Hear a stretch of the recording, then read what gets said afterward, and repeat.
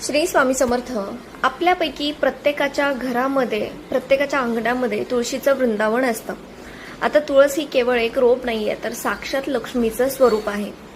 आपण रोज संध्याकाळी तिथे दिवा अगरबत्ती करतो, पण आपण कधी हा विचार केलाय का की नेमकं संध्याकाळीच हे का केलं जातं? या पाठीमागं कोणतं आध्यात्मिक रहस्य दडलंय?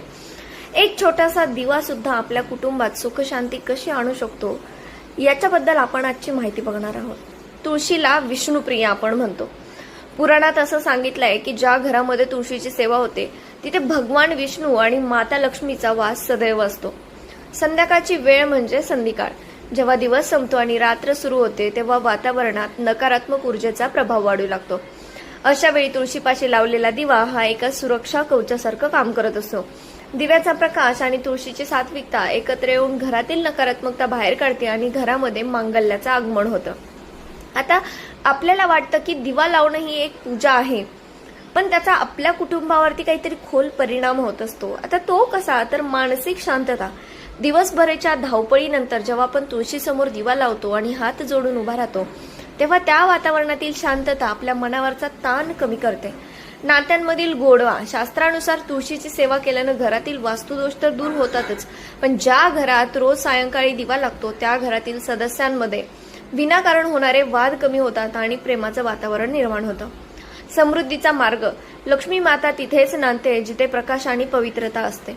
तुमच्या आर्थिक अडचणी दूर करण्यासाठी आणि कामात यश मिळवण्यासाठी तुळशीची ही सेवा अत्यंत प्रभावी ठरत असते.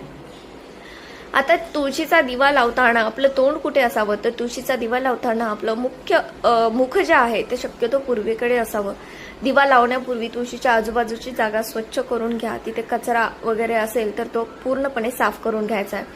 दिवा लावताना शुभं करोति कल्याणम हा मंत्र किंवा किमान ओम नमो भगवते वासुदेवाय हा जप नक्की करा. यामुळे प्रार्थनेची शक्ती कित्येक पटीने वाढत असते.